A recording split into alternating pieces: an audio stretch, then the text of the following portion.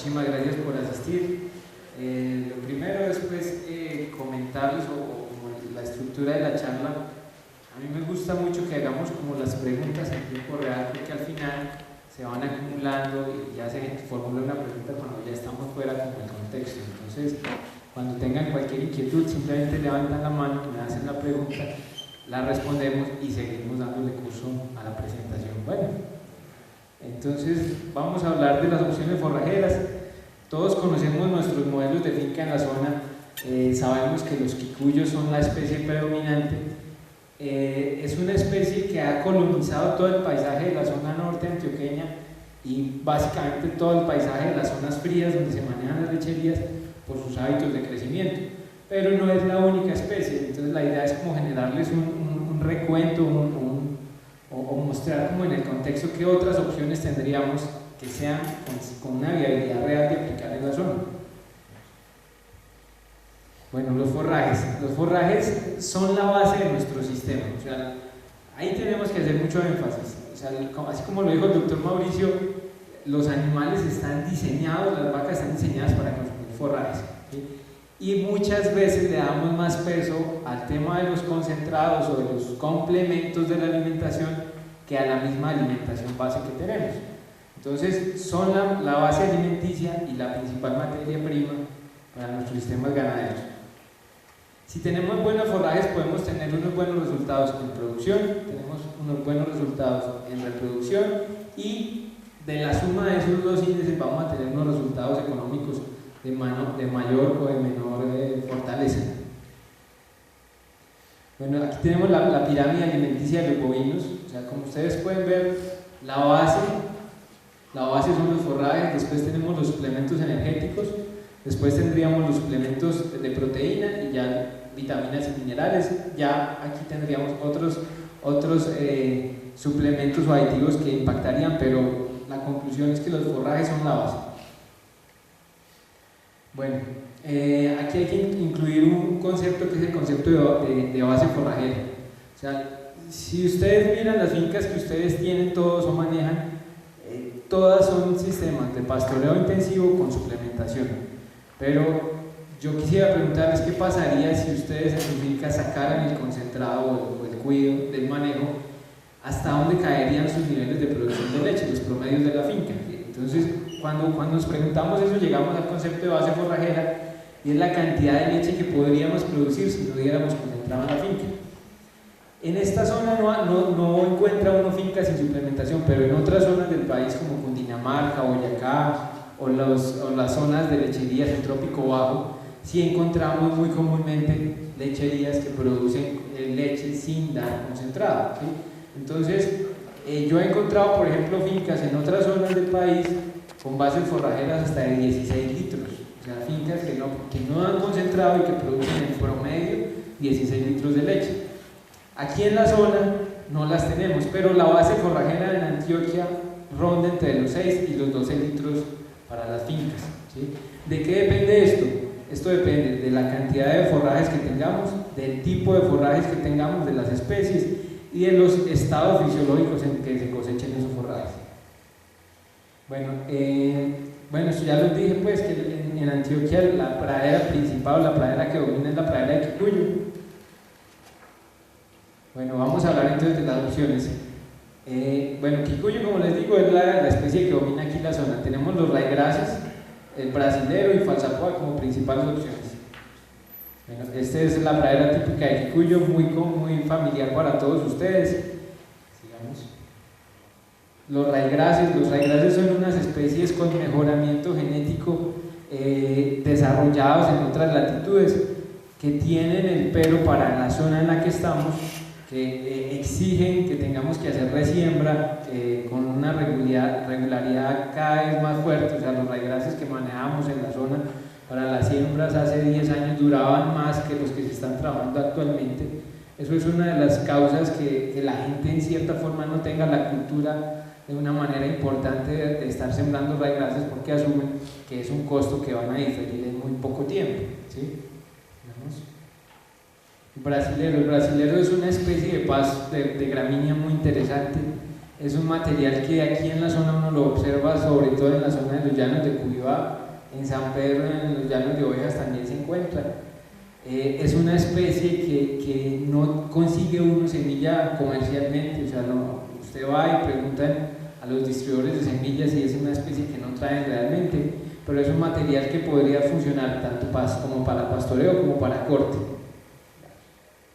Y falsapoa, la falsapoa es una especie de gramínea que se encuentra, o sea, es una especie de las especies naturales, nosotros la encontramos en algunas fincas, sobre todo las fincas que nos llevan demasiado tiempo en el esquema de fertilización. Lo normal es que el quicuyo, después de cierto tiempo, la ahogue y la vaya desplazando de las praderas, pero las fincas que tienen falsapoa generan, pues la calidad de leche es una calidad muy superior a la calidad de leche que se produce en praderas de solo quicuyo. Bueno, seguimos con el tema, acabamos de ver gramíneas de pastoreo, ¿cierto? Ahora vamos a hablar de gramíneas para corte, maíz. Entonces, el maíz es un suplemento, o lo utilizaríamos o entraría en nuestro modo de producción como una fuente de energía, ¿sí? ¿Qué problemas tenemos, por ejemplo, en Climafío para utilizar maíces? La duración del ciclo. O sea, aquí no es lo mismo que en clima caliente, que uno siembra los maíces y está a punto para hacer ciclo de alrededor de 60 a 70 días, dependiendo de la zona. Aquí nosotros tenemos que irnos alrededor de 4 o 5 meses, dependiendo de la variedad, del lugar y el manejo. Y eso se vuelve como un tema deficitario para la implementación real de los cultivos de maíz para hacer ciclos en la zona, pero pues es indiscutiblemente una de las opciones. Las maralfalfas.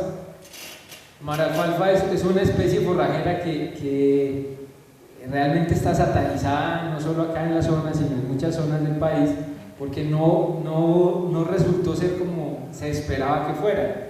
Cuando entró en los primeros cultivos se generó una sobreexpectativa muy grande, porque se le habló a la gente que era una especie forrajera que traía unas grandísimas ventajas, diciéndoles casi que no había que dar concentrado, que los niveles de proteína eran altísimos, ¿sí? Que no requeriría cantidades importantes de abono, y por el contrario, pues fue todo al revés. Tenemos una especie que es muy baja de proteínas, que ese es su principal déficit, que exige unas fertilizaciones muy fuertes, porque como da unos volúmenes de biomasa tan altos, obviamente la extracción es fuerte, ¿sí? Y el otro problema que tienen es que los niveles de fibra son la FN es muy alto, entonces son un material que realmente es mucho más, no es de muy buena calidad, kilo a kilo, versus el quicuyo es de una calidad inferior.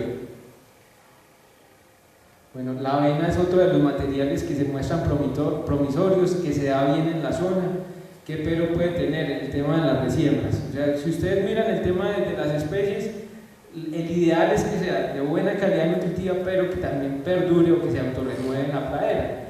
Eso es lo que, por ejemplo, al quicuyo lo ha hecho tan poderoso, es que no hay que resembrar, ¿cierto? Él tiene un hábito de crecimiento que él se va renovando, y entonces constantemente hay plantas nuevas.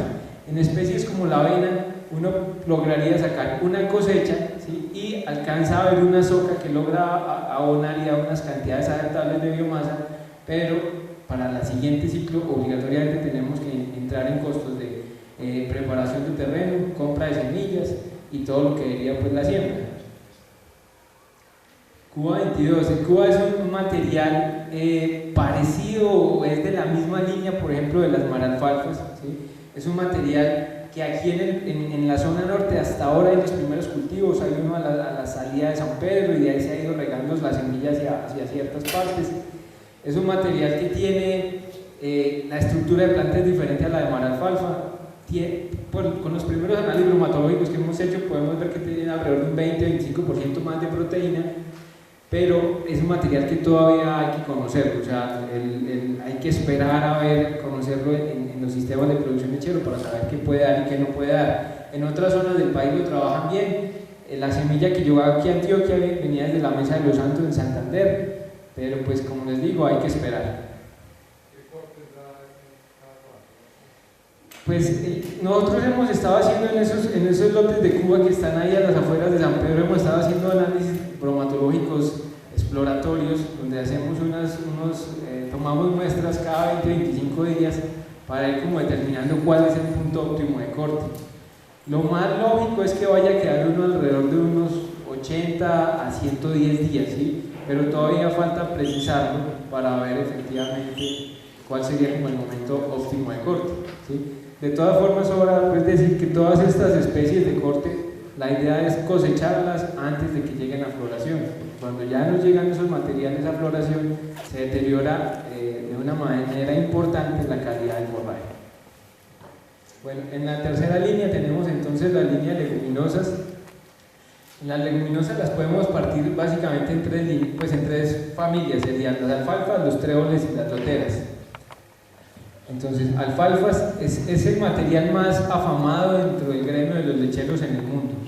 Es un material que da muy buenas proteínas, tiene una energía aceptable, una muy buena calidad de fibras, pero es muy exigente en calidad de suelo. Y acá los esfuerzos que se han hecho no han llegado a praderas o a cultivos de alfalfa exitosos con facilidad. O sea, sí se logran cultivos exitosos, pero hay que invertir mucho en adecuación del suelo y en resiembras, bueno, hay que luchar. Entonces, cuando es un material muy afamado y sería ideal tenerlo, es el que es más difícil de la línea de leguminosas que podamos implementar realmente. Tenemos la línea de tréboles. En los tréboles hay dos líneas básicas, lo que son los tréboles blancos y los tréboles rojos, ¿sí? En esto han entrado unos materiales muy buenos de tréboles rojos recientemente. Aquí en Antioquia ya tenemos varios lotes. ¿Qué ventajas ve uno sobre los materiales de tréboles anteriores? La baja o la poca tendencia a floración. Los materiales que han llegado actualmente, pues la mayoría son de Chile. No encontramos las floraciones características de los tréboles rojos, y eso nos permite en cierta forma hacer unos ciclos largos en que se deteriore significativamente la calidad del tejido, los forrajes. Las loteras, dentro de la línea de loteras está el Maculotus. Es una especie que aquí a la zona llegó por Colanta hace varios años. O sea, es una especie muy interesante desde el punto de vista de hábito de crecimiento, porque es una especie que tiene el mismo hábito de crecimiento de Kikuyu. Si ustedes analizan, o sea, ahorita cuando como completemos todas las cosas, se van a dar cuenta que lo que más necesitamos en especies forrajeras es hábito de crecimiento y después composición o calidad del material, porque lo que más nos ha limitado es hábito de crecimiento. Si ustedes analizan los raigrases, las alfalfas son materiales que no llenan los espacios en el suelo, ¿sí?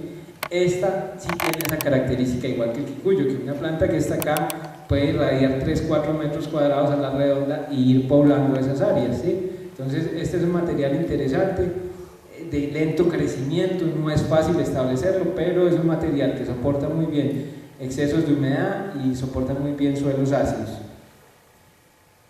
Bueno, esas son básicamente las opciones forrajeras, o sea, pueden haber otras, pero de menos importancia. La idea de todas formas es intentar, o sea, que las fincas empiecen a generar su conocimiento propio, ¿sí? Que no se queden en que, es que tal finca hizo una siembra de esto, no, ojalá cada finca llevara un poquito de semillas y empezara a generar unas experiencias propias que al final van a generar en unas experiencias colectivas y un conocimiento colectivo que realmente permitiría hacer establecimientos importantes en estas áreas. De esa línea de leguminosas tenemos, por ejemplo, una experiencia aquí en la zona de Don Matías desde hace 3 años, que ha sido una finca como laboratorio. En ese momento hay más o menos unas 16 cuadras en leguminosas.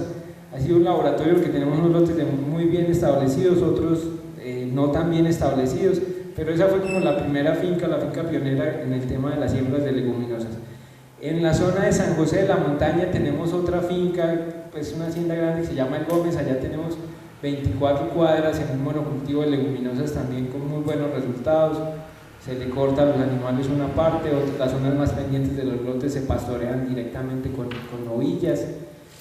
En la zona de Santa Rosa hay otra finca también que está con cultivos de leguminosas, cortando y suplementando vacas, porque al final de todo esto lo que buscamos es poder racionalizar o bajar los costos de producción.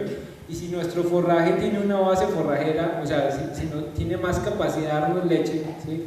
pues entonces podríamos en cierto escenario empezar a ampliar esas relaciones leche concentrado que nos permitirían pues ser un poco más competitivos en nuestra actividad, ¿sí? Entonces esa opción de leguminosas viene en desarrollo, pero pues tenemos unos resultados consistentes buenos hasta la fecha. Bueno, ya después de ver como las opciones forrajeras nos enfrentamos al tema de o ensilamos o damos como heno o damos como en estado verde, ¿sí? El ensilaje es una práctica que aquí la zona no la conoce muy bien. Si ustedes, o sea, lo que pasa es que cuando uno tiene la visión de Antioquia, solamente se lleva como un escenario desvirtuado de la actividad, porque Antioquia tiene un muy buen clima. O sea, Antioquia, yo llevo 10 años aquí en Antioquia y lo que aquí llaman un verano fuerte es irrisorio realmente. Usted se va para otras zonas del país donde realmente sí hay veranos de 4 meses, donde no cae agua 4 meses seguidos y la comida se acaba literalmente para los animales, ¿sí?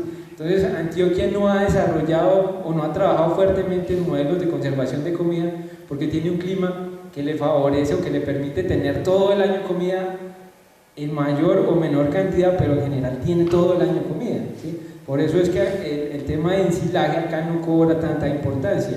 Cuando uno ensila, o como se desarrolló la práctica del silo, se desarrolló para almacenar comida en su esencia para las épocas de baja oferta forrajera, ¿sí? Toda la tecnología de los silos básicamente se hizo en países con estaciones donde en la época de invierno no tienen la opción de mandar los animales o no tienen opción de cortar o cosechar pastos frescos en ese momento. Entonces en la época de buenos climas tienen que guardar la comida para las épocas de mal clima.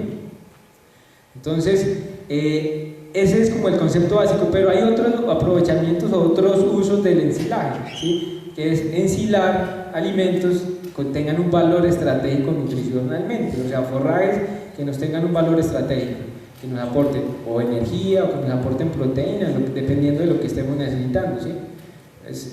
Ahí quiero como hacer esa acotación. Entonces, bueno, como les decía, es una tecnología desarrollada en países de zonas con estaciones, ¿sí?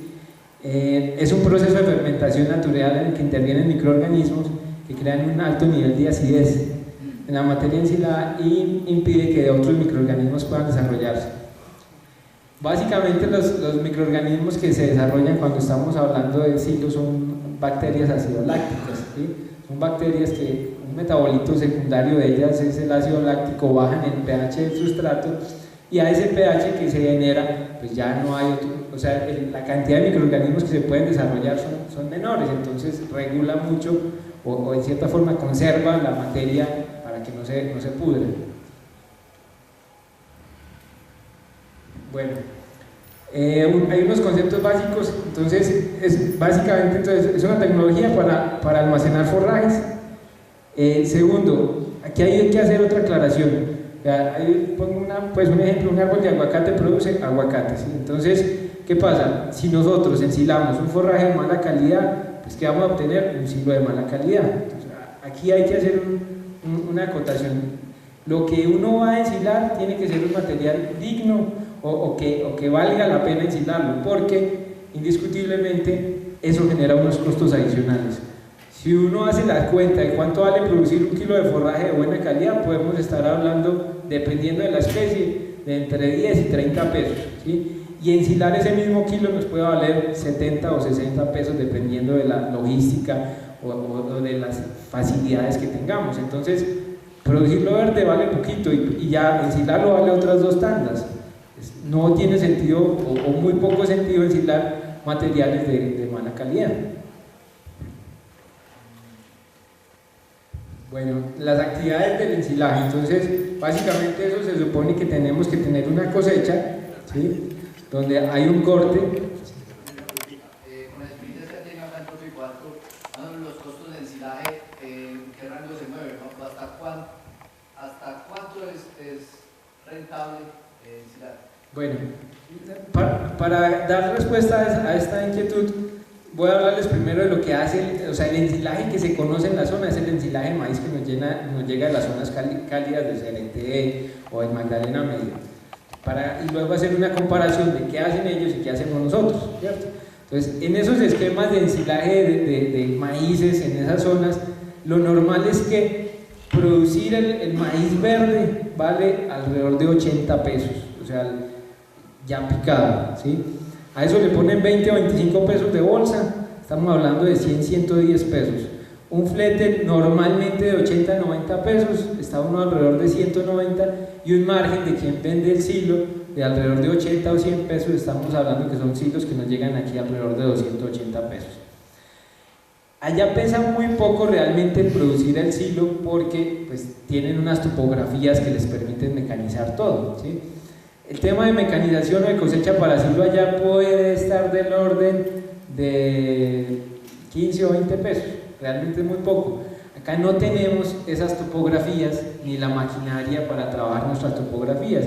Entonces, el tema de manejo, de manipulación, que sea corto, o sea, el corte hasta se puede subsanar porque hay unas segadoras pequeñas que hacen un buen trabajo, pero eso hay que cosecharlo, alzarlo del piso, llevarlo hasta el sitio donde uno va a hacer el silo, descargar el vehículo en el que lo lleva uno, y eso hace que aquí, en esa misma labor, se nos vaya por ahí del orden de 80 pesos ese proceso. O sea, es 4 veces más costoso que en clima cálido, pero tendríamos la ventaja de que no tenemos necesidad de ponerle fletes, ¿sí? Pues esa es como más o menos la comparación. Si ustedes miran, o sea, si uno mirara la estructura de costos, como les digo, al final la conclusión es que lo que uno en sí le tiene que ser de muy buena calidad para que amerite incluir en esos sobrecostos, ¿sí? De todas formas, un material, pues ahorita puedo hablarles del tema de costos y al final del tema de leguminosas, que es las que hemos estado ensilando recientemente, y se pueden ver que sigue siendo atractivo, pero siempre y cuando lo que ensilemos sea de muy buena calidad. Bueno, entonces aquí para la zona tendríamos cosecha, ¿cierto? Ya estaría el tema de mano de obra y herramientas, si se puede mecanizar, las segadoras nos ayudarían mucho, pero pues no tenemos cómo colocarle una cosechadora de forrajes a un tractor acá y movernos por lotes así porque la topografía no nos lo permite. Eso implica que seguiríamos con un proceso de carga, ¿sí? Transporte, descarga, acopio, y ahí llegaremos a un punto que es el picado. El picado es un tema que no siempre se necesita. El picado depende de qué estamos ensilando. Si estamos ensilando maíz, pues sí necesitaríamos picado. Pero si estamos ensilando leguminosas o si estamos ensilando raíces, no obligatoriamente necesitaríamos el picado porque son unos materiales que se dejan vencer físicamente más fácil. Entonces, con una buena compactación nos ahorraríamos ese proceso de picado. Aquí pesa mucho el tema de tamaño de partícula, porque cuando nosotros picamos, pues eso ayudaría a que podamos llenar los espacios dentro del mismo silo, ¿sí? Y al llenar los espacios con material físico, pues no nos van a quedar llenos de aire, y ese aire que desplazamos pues ya no sería problema para nosotros. Entonces es muy importante el tamaño de partícula. Y bueno, aquí en este sitio se toman unas decisiones. Los silos, uno busca que le esté rondando la materia seca alrededor del 30-35%. Entonces, si uno tiene un material muy húmedo, pues hay que dejarlo orear. Si el material está muy seco, pues toma una decisión contraria, entonces coloca un aditivo. El aditivo puede ser agua con melaza, pero el agua sería vehículo para subir un poco la humedad. Entonces, ahí se toman como unas decisiones dependiendo de lo que esté ensilando y del estado en que esté ensilando. Y pues ahí se harían las aplicaciones de los aditivos, digamos. Bueno, aquí vamos a llegar al tema de las decisiones de cómo ensilar. Pues ahorita voy a hablar uno por uno el silo de búnker, el silo de trinchera, el de bolsas, pero pues aquí como en este cuadro, básicamente si nos vamos por la línea de las bolsas, tendríamos que obviamente hacer un llenado, aprisionar o compactar lo que más se pueda. Después ahí pues muchas veces cuando uno está haciendo silo en bolsas, pues hay un deterioro de bolsas porque como tengo que compactar, entonces le tengo que hacer fuerza a la bolsa, y al hacerle fuerza pues hay muchas partículas que pueden romperme la bolsa, entonces hay que corregir o con cinta tapar esos huecos, ¿sí? Después cerrar y esperar a que se genere el proceso de ensilado dentro de la bolsa, ¿sí? Aquí quiero hacer otra salvedad. Vean, la mayoría de los silos que nos llegan a nosotros a la zona, los silos de maíz no son silos hechos en bolsa, son silos hechos en montón que para el momento de transporte se lo envían a uno en bolsa. Entonces uno dice, no, este silo está muy bueno y llegó en bolsa. No, casi nunca nos queda un silo en bolsa que de buena calidad, es muy poco probable porque la resistencia o sea, en el solo aprisionamiento del material es muy probable que se generen poros y huecos en las bolsas, y los más grandes uno los ve, pero los huecos pequeños no los ve, y esos pues, nos van a afectar la calidad del silo, ¿sí? Entonces eso es para que lo tengan presente. Bueno, y por el otro lado, si es un silo de montón, pues habría que uno definitivamente hacer los montones, compactar con una máquina, básicamente se utilizan tractores, ¿sí? Si es un silo de búnker, se está compactando pues básicamente es con bultos llenos de arena o con un material que pueda pesar, pero da un peso constante y no es con movimiento, ¿sí? Y ya viene el sellado pues en esa línea. Hay que hacer control de roedores. Cuando estamos hablando de silos de maíz, casi que siempre hay que hacer control de roedores. Los roedores buscan mucho esos hilos de maíz, entonces hay que estar muy pendientes con eso. Y pues ya el almacenamiento, digamos. Bueno, los factores que influyen en la obtención de un buen silo. Entonces vean, el tema de instalaciones es importantísimo. Lo que pasa es que nosotros para la zona no tenemos instalaciones de silo, porque como le digo, hasta ahora estamos hablando de hacer silos. O sea, uno sí ha escuchado, pero muy pocas fincas realmente habían tomado la decisión de generar experiencias en silos. Entonces, el tema de instalaciones es importantísimo. Como les decía, el picado del material, la compactación, el sellado del silo y la utilización de aditivos. Los aditivos, hay básicamente dos líneas o tres líneas de aditivos. Uno son las mismas bacterias, o sea, aunque son bacterias que están en ambiente natural, pero hay productos comerciales que tienen cantidades de esas bacterias y nos permitiría casi que sembrar una mayor cantidad de semillas de esas bacterias sobre el material que estamos ensilando. Esa es una de las líneas de aditivos. Otros aditivos son fuentes de energía, entonces se utilizan pues, las melasas o materiales de ese tipo que ayuden a que esas bacterias, ya sean naturales si no las ponemos o las que le aplicamos en productos comerciales, se desarrollen más fácil. Y los otros serían de la línea, por ejemplo, de ácidos, para que se nos acidificara el medio rápidamente y eso nos permitiera pues, ese desarrollo también de bacterias. Bueno, importancia del tamaño del material ensilado, pues ya más o menos les comenté eso. Entonces nos facilita la compactación, reduce el volumen que ocupa el forraje, eso nos ayuda también a expulsar con rapidez los jugos de la planta, entonces son sustancias nutritivas que nos ayudarían a las bacterias lácticas. Bueno, cuando hablamos de especies de fermentación dudosa, o sea, son materiales, por ejemplo, como la maralfalfa o cosas de ese tipo, pues es indiscutible que tenemos que tener un muy buen picado. En el maíz también es un tema similar, pues, porque cuando usted mira la planta, las bases de las plantas son materiales muy lignificados, entonces hay que triturarlos. Bueno, de los silos, entonces la facilidad de ensilaje está directamente proporcional a la cantidad de carbohidratos solubles, que son el contenido que se nos fermentaría. Si no tenemos unos buenos carbohidratos solubles o no son los niveles más altos, como en el caso de leguminosas, que son unos materiales más proteicos que energéticos, pues tendremos que hacer aplicaciones de melasas para favorecer esos desarrollos de las bacterias lácticas.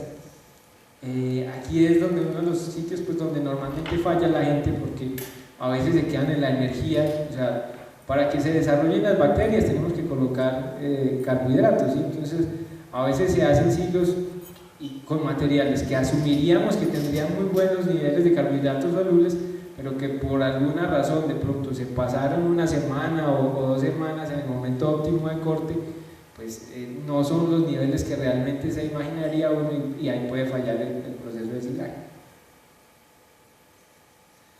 Bueno, eso ya lo hablé, digamos. Bueno, ¿qué has hecho? ¿Cuál ha sido la recomendación de dosificación de esos aditivos? Es un tema muy variable. Creo que es variable. Sí. Más o menos, ¿cuál es la que imaginas? No, por ejemplo, si está uno ensilando leguminosas, nosotros siempre manejamos melasas en la aplicación. Podemos estar hablando de 5 kilos por hectárea por tonelada de silo aproximadamente. Procuramos colocar las bacterias lácticas. Esa dosificación es más o menos unos 3 gramos por tonelada. y es lo que manejamos básicamente en silos de leguminosa, ¿sí? Por ejemplo, en maíz no se manejan melazas, hay algunos productores que la utilizan, ¿sí? Otra cosa que utilizan mucho en los maíces, aunque actualmente cuando los maíces para silos son propios es más notorio, es el tema de las urias, porque el maíz, el silo de maíz, mucha gente cree que es muy bueno en todo, y realmente el silo de maíz tiene unos niveles de proteína muy bajos, o sea, eso es un alimento más de la línea energética.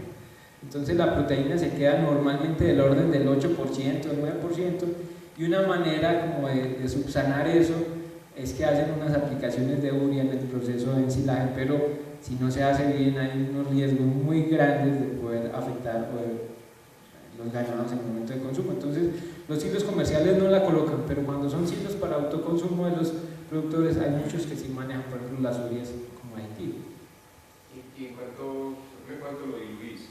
¿Hablando de 5 kilogramos de grasa por tonelada en leguminosas? Ahí tendrías que ver la materia seca que tengas, ¿sí? Porque si tenés un material que hubo un clima más bien seco en el momento de cosecha, los últimos 15 días, pues ya tenés una materia seca más alta, entonces no habría problema mandarlo, se puede decir, con mayor vehículo de agua.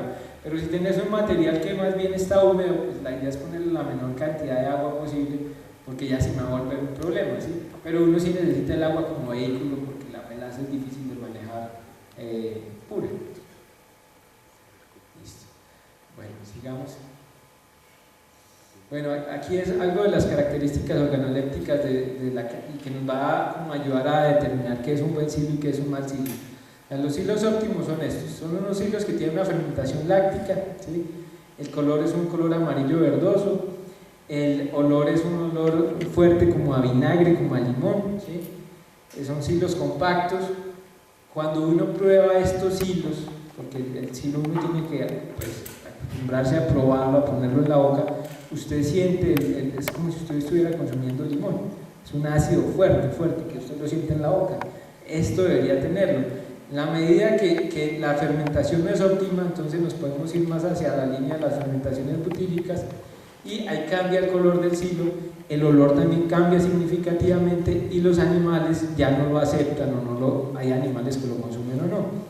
Si ya el proceso de silaje fue regular, entonces el color cambia a un color marrón, el olor es un olor rancio, ¿sí? La textura es floja, o sea, se deteriora mucho, pues, como la estructura de los tejidos, ¿sí?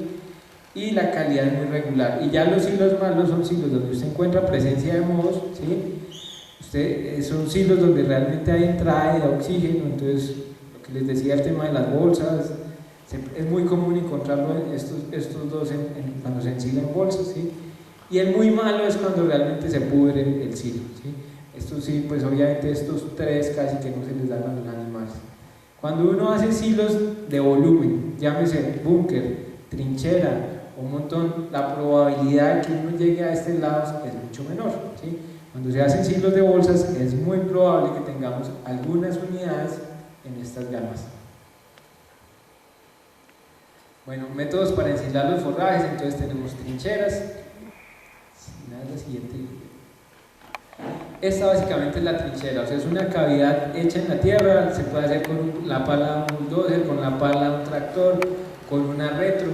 Básicamente se respetan unos taludes para evitar que se nos derrumben las paredes del silo de trinchera, y se va colocando, esto se cubre en plástico, se va colocando el material a ensilar, lo vamos compactando normalmente utilizan tractores, y cuando ya llegamos a este nivel, pues se coloca el plástico por encima, y encima le colocan o tierra, o lodo, o llantas, alguna cosa para evitar que el plástico se nos deteriore significativamente.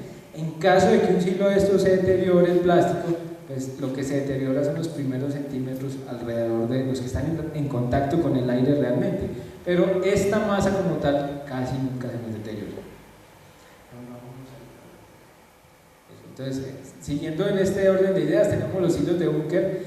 Estos son instalaciones específicas hechas para hacer ensilaje, o sea, hay dos opciones, unos que son como unas habitaciones, que son unos búnker que no tienen entrada para máquinas, y otras son unos silos de búnker que solo se hacen en las dos paredes laterales. Entonces, simple y sencillamente esas paredes son en concreto reforzadas, y van entrando, un tractor descarga el material en silaje y otro va pisando.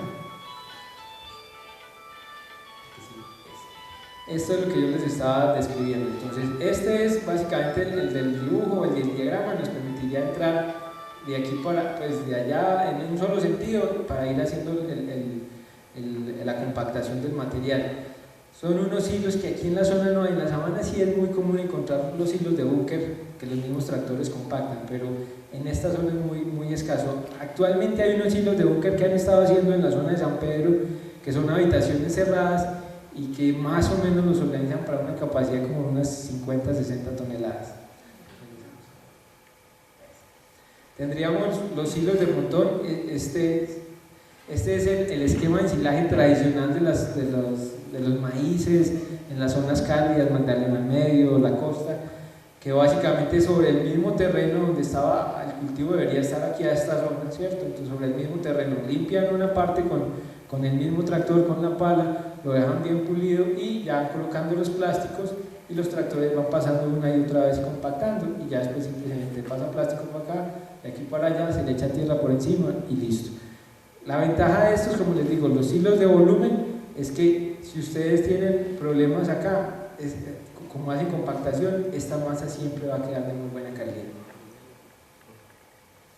Bueno, los hilos de torre son unos hilos que aquí en el país, pues yo la verdad no los he visto, pero son los hilos tradicionales de Estados Unidos, Canadá, en las zonas donde tienen estaciones.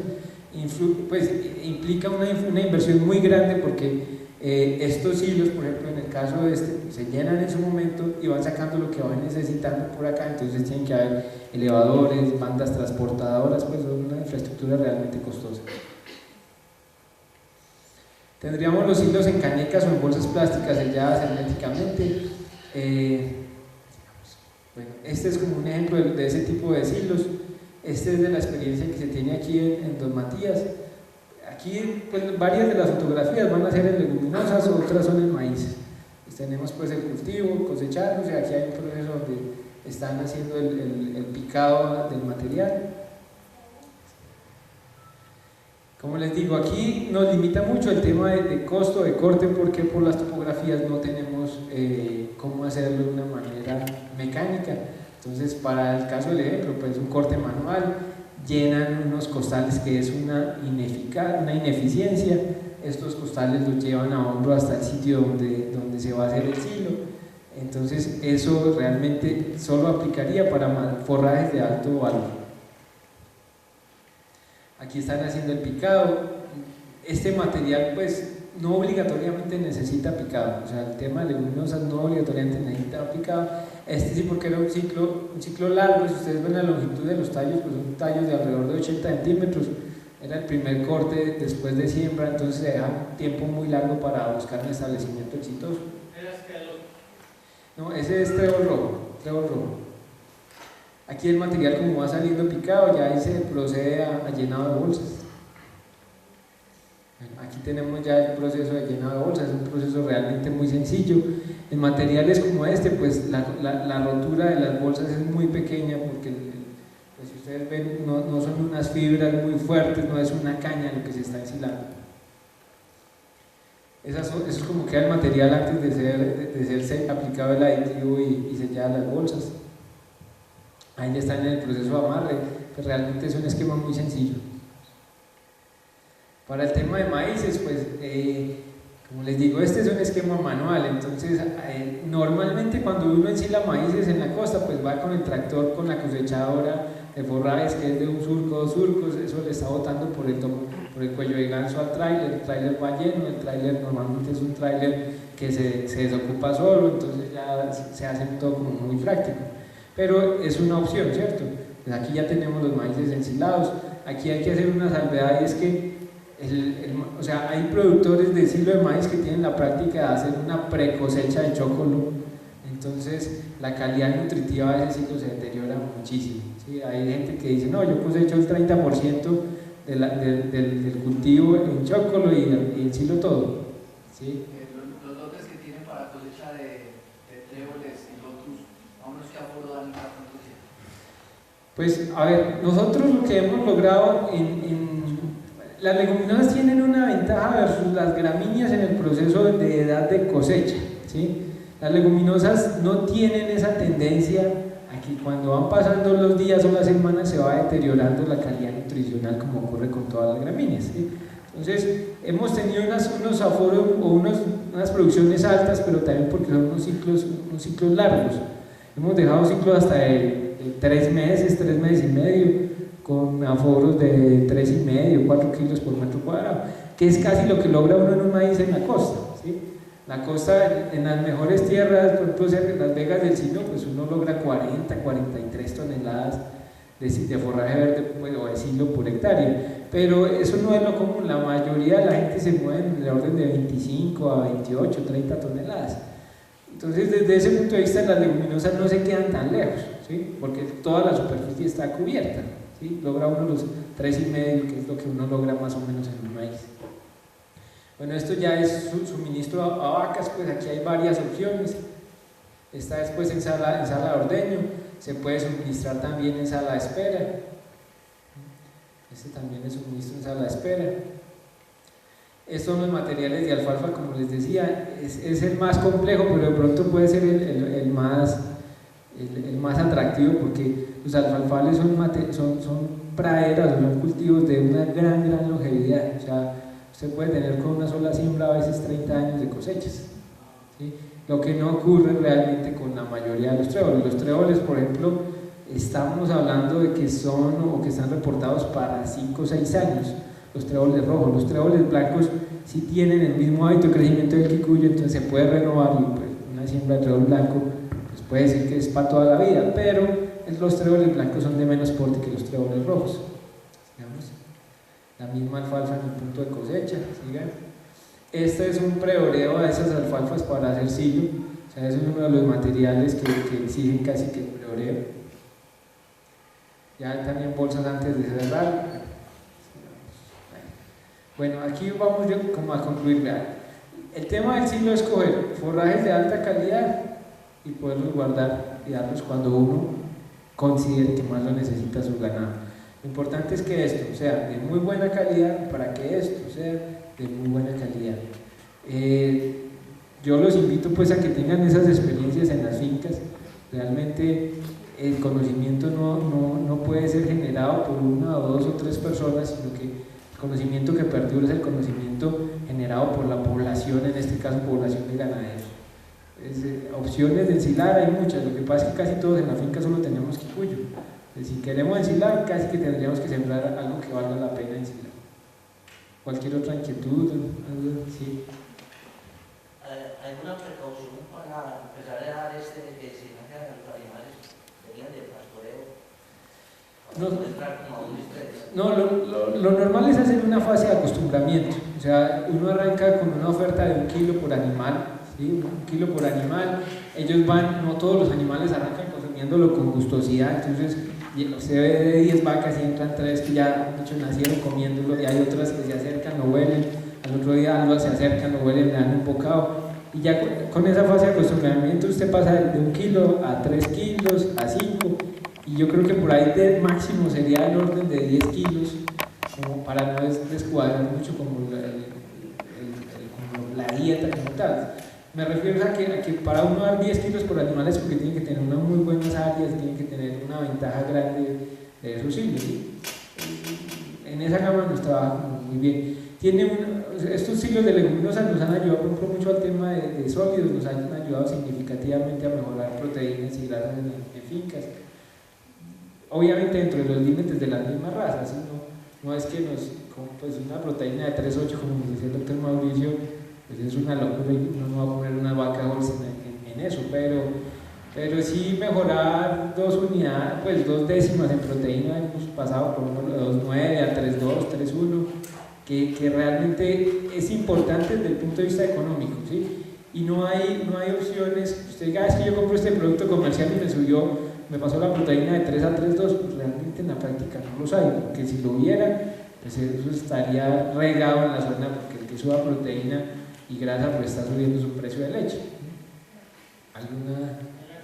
Estas bolsas grandes que hacen como 1 tonelada. En los Big Bag. Pues, a ver, los Big Bag como tal, el material del Big Bag es un polipropileno, ¿sí? Entonces, no son materiales, o sea, el material que encierra no es una película, sino que es un material tejido. Entonces, obligatoriamente tendría uno que tener un material película, que sería el polietileno, para ayudarle a uno a darle esa estructura. Pero no, vean, yo creería que las fincas, si deciden en algún momento manejar esa opción, el tema de hacer una adecuación o una instalación, llámese un búnker, es viable porque es que un Big Bag o una bolsa usted la tiene por 1 o 2 ciclos, ¿sí? Mientras que un búnker usted lo puede diluir en 20 años de uso. Obviamente hay que intentar hacerlo lo más económico posible, pero yo creo que es más fácil para tener unas experiencias exitosas irse a unas instalaciones un poquito más ambiciosas.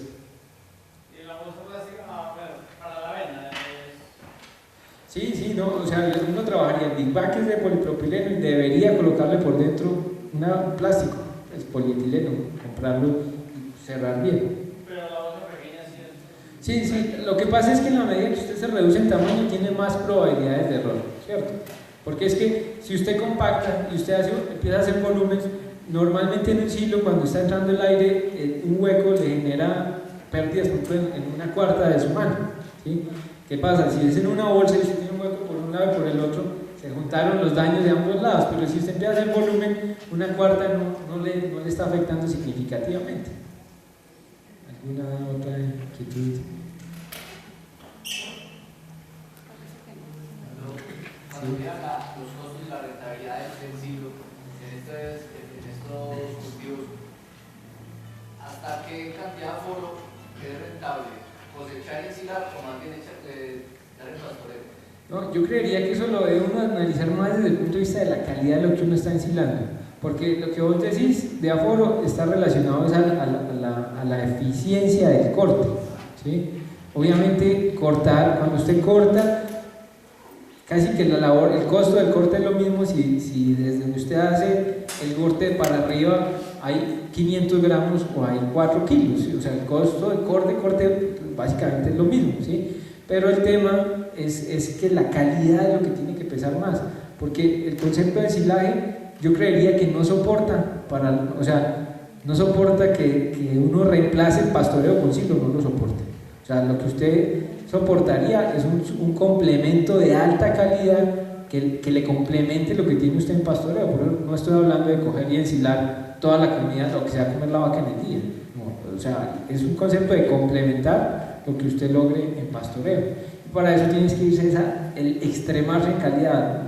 Yo creo que uno no debe ensilar cosas de calidad iguales a lo que logro o sea, el mismo pasto que tengo en el potrero, ir a ensilarlo, yo creo que no lo soportan los costos de la labor. Por eso es que hablamos de ensilar cosas de alto valor, las leguminosas o los maíces, pero ensilar quicuyos, ahí muy seguramente no lo soportan. Los costos de ensilaje, un trébol de 1 kilo, un trébol de 4 kilos, obviamente hace mucho más difícil. ¿Hasta qué punto? Yo creería que desde 2.6 kilos puede uno estar tranquilamente ahí, pero vuelve uno a buscar el tema de topografía. Si usted busca un lote que sea más bien tendidito, que le permita trabajar la segadora es mucho mejor. Cortar pues con machete es muy ineficiente, ¿sí? No todo aplica, pero por ejemplo las leguminosas, uno siembra un lote, o sea, los lotes homogéneos son muy escasos, pero uno sí puede montar un esquema que ensila lo que es fácil de ensilar, ¿sí? Que porque está con cercanía a la carretera, porque es planito, y ya lo que son laderas las pastorean.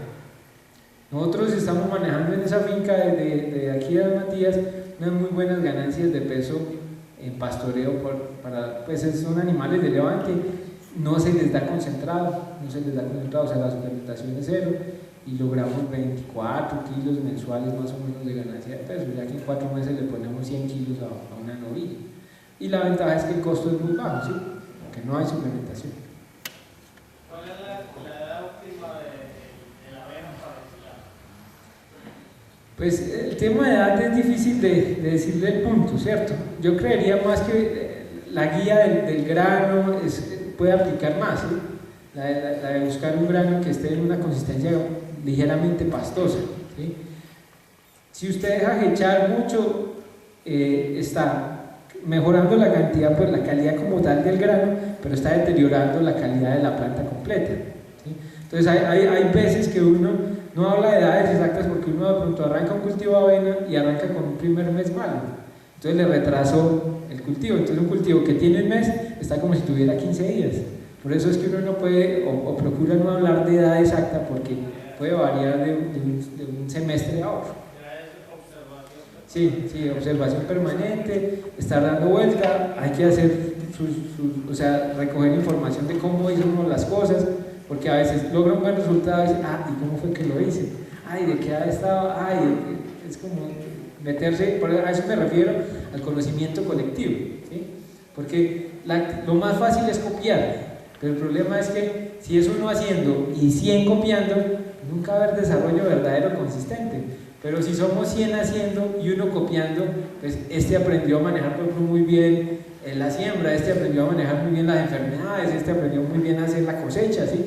Y al final la zona se integra y el conocimiento se integra y hacemos desarrollos verdaderos. Por eso es muy importante es que seamos más los que estamos haciendo que los que estamos copiando. No han tenido problemas de meteoría. Ese es el principal riesgo. O sea, la tendencia es que sí los hay, ¿sí? Pero hay que relacionar edad de cosecha. Si nosotros podemos subsanar el tema de los meteorismos o de los timpanismos si nos movemos con rotaciones altas, ¿sí? Si uno ya está hablando de que está cosechando o que está pastoreando a los 30 días, pues muy seguramente sí tiene meteorismos y timpanismos. Las loteras, los lotus no tienen ese riesgo por los niveles de taninos que tienen, entonces es otra ventaja adicional de los lotus. El problema de los lotus es que la semilla del Maculotus que hay en la zona es una semilla que está muy vieja, llegó de Nueva Zelanda más o menos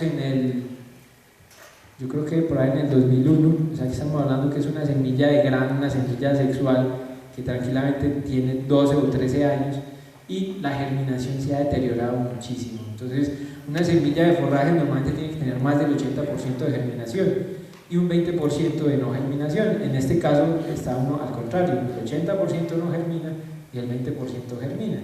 Ese es el problema por ejemplo del tema de las loteras. Hay otra opción de lotus que es el lotus, el corniculatus, que es el pata de pájaro. Aquí no lo hay, casi en sabana sí se está trabajando, pero aquí pues semilla realmente no hay de nada que uno pueda conseguir, que va a sembrar lote, ¿no?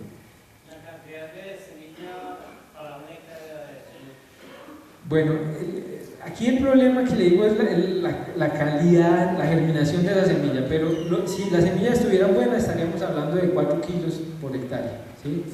Pero como las semillas están malas, estamos hablando de 40 kilos por hectárea. tenía un bus, donde antes y me dio que se Sí.